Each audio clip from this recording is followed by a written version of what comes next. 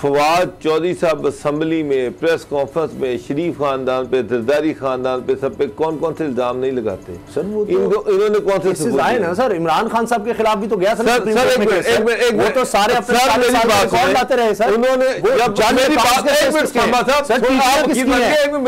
मैं आपने इल्जाम लगाते रहे सर। साहब की ये स्टेटमेंट के जनाब मरियम जुनैद के बेटे के जुनैद की जो शादी हो रही है वो सारा करप्शन का पैसा है, क्या सबूत है फवाद चौधरी के पास?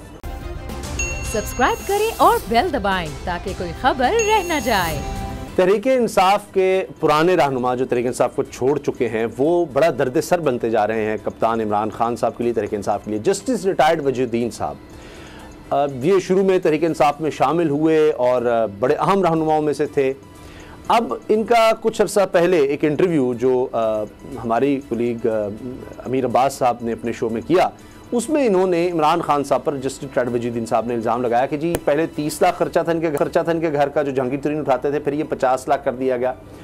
तो अब इसके बाद ये चीज़ मीडिया में बहुत ज़्यादा फिर आई, हर तरफ इस पर बात होने लग गई। हत्ता कि जहांगीर तरीन साहब ने फिर ट्वीट किया और कहा कि जी इमरान खान साहब से मेरे ताल्लुकात जैसे भी चल रहे हैं, मगर मैंने पार्टी के लिए जो हो सका ज़रूर किया, लेकिन एक पैसा भी मैंने कभी बनी गाला में यानी ज़ाती खर्च के लिए या इमरान खान साहब के घर के लिए कोई इस तरह से नहीं दिया। मैं सिर्फ सच्चाई सामने लाना चाहता था। अब बात यहाँ ख़त्म नहीं हुआ यह है कि फवाद चौधरी साहब ने अभी कह दिया है कि जी हुकूमत अब इसके खिलाफ एक्शन लेगी। ना सिर्फ जिन चैनल्स ने चलाई खबर उनके खिलाफ, जस्टिस रिटायर्ड वजीउद्दीन साहब के खिलाफ क्रिमिनल केस जो खुद जज रहे हैं उनके खिलाफ अब क्रिमिनल केस की तरफ जाएंगे, क्योंकि अगर इमरान खान चीफ एग्जीक्यूटिव हैं, उनकी इज्जत महफूज नहीं है तो आम पाकिस्तानी का क्या होगा। गुलाम मुर्तज़ा साहब, ये क्या दुरुस्त टैक्टिक है हुकूमत की तरफ से? क्योंकि इससे तो बात और ज्यादा बढ़ेगी। जस्टिस साहब कहेंगे अच्छा मेरे पास तो और बहुत से राज हैं, अकबर एस बाबर हैं, हामिद खान साहब हैं, इसी तरह रिहाम खान साहब हैं, तो ये जितने लोग छोड़कर जाते हैं उनके पास राज तो बहुत होते हैं, फिर वो चलाते रहेंगे कि उस वक्त ये हुआ था। इसी तरह हमने मखदूम जावेद हाशमी साहब का देखा था, तो वो तो फिर बात बढ़ती चली जाएगी। घर का बेदी लंका ढाए, ये आपने सुना होगा। जी जी। तो वो जस्टिस रिटायर्ड वजीउद्दीन साहब बड़े मुदब्बर आदमी हैं और बड़े ही उनका कैरियर बड़ा साफ शफाफ रहा है। और अगर हम उनके इल्ज़ामात के हवाले से बात करें, वो तो ज़ाहिर है कि एक इल्ज़ाम हम इस वक्त कह सकते हैं, लेकिन अगर आदात की बात करें तो इमरान खान साहब के घर के माहौल को जितने भी पार्टी के लोग हैं वो बहुत अच्छी तरह से जानते समझते हैं। वहाँ चाय किसी को मिलती है नहीं मिलती है, वहाँ खाना किसी को मिलता है नहीं मिलता है, पूछा जाता है नहीं पूछा जाता है, और उनके मेहमानों के सामने उनके कुत्ते जो हैं वो कुछ खा पी रहे होते हैं और मेहमान बैठे होते। ये बातें ज़ुबान ज़दे आम हैं। और सब्ज़ियाँ किसके फार्म हाउस से जाती रही हैं, वो बातें भी आम, सारी छप भी चुकी, रिपोर्ट भी हो चुकी, और सब कुछ सामने है जी। तो हम इस मामले को, हमारा तो तज़िया यही होगा इस हवाले से कि इसको होल्ड ऑन करना चाहिए, ऐसी चीज़ों को स्लो प्ले करना चाहिए। छोड़ देते फवाद चौधरी साहब इस तरह की बात करने से। अब सोचनाक बात यह है कि एक ऐसे शख्स को जो कि जस्टिस ऑफ पाकिस्तान भी रह चुके हैं और उनका किरदार भी बड़ा आला रहा है जी, उनके हवाले से उन्होंने उनको बड़े अफसोसनाक अल्फाज जो हैं वो इस्तेमाल किए उनके हवाले से। तो ये बड़ी एक बात, बढ़ने वाली बात है। फिर उन्होंने भी आगे से कह दी है, वो उन्होंने MQM के लोगों से उन्होंने मुलाकात की है और फिर उन्होंने वहाँ पे खालिद मकबूल सिद्दीकी साहब के साथ खड़े होके जस्टिस रिटायर्ड वजीउद्दीन ने कहा है कि आप जहाँ ले जाना चाहते हैं केस ले जाएं जी, तो मैं भी सामना करने के लिए वहाँ तैयार हूं। लेकिन ये जो आप बात कर रहे हैं ये बिल्कुल सही है, लेकिन साथ वो ये कह रहे हैं जी मैं बात बढ़ाना नहीं चाहता। और जहांगीर तरीन अपने जहाज़ की बात करें, मैं समझ रहा था कि जहांगीर तरीन ऐसा ही करेंगे, वो तरदीद ना करते तो क्या करते। लेकिन अब बात यह है बाबर साहब कि इसको किस तरह से साबित किया जाए कि जो वो कह रहे हैं, खुद कहते हैं जस्टिस साहब क्योंकि वो खुद जज रहे हैं, उनको इन चीज़ों का ज़्यादा पता होगा कि हुकूक की पामाली किसकी हुई, फवाद चौधरी की या इमरान खान की, तो वो मेरे ऊपर केस करें, इमरान खान ने करना है तो करें। तो अब फिर वो कहते हैं कि जी इस तरह के जो खर्चे होते हैं वो आउट ऑफ द बॉक्स होते हैं, तो फिर इनको साबित वो भी नहीं कर सकते। दूसरी तरफ से क्या होगा, जहांगीर तरीन हाँ वो भी कर सकते हैं, जहांगीर तरीन इनके खिलाफ हत्या का दावा कर सकते हैं। तो समा साहब मुझे समझ नहीं आ रही कि अगर जस्टिस वजीउद्दीन ने कोई ऐसी स्टेटमेंट दे दी तो उस पर इतना गुस्सा करने की ज़रूरत क्या है। इमरान खान साहब ने अपने मुखालफीन पे कौन कौन सा इल्ज़ाम नहीं लगाया, मुझे बताएं, करप्शन से लेके कौन कौन सी चीज़ नहीं की, उन्होंने कौन से सबूत दिए हैं।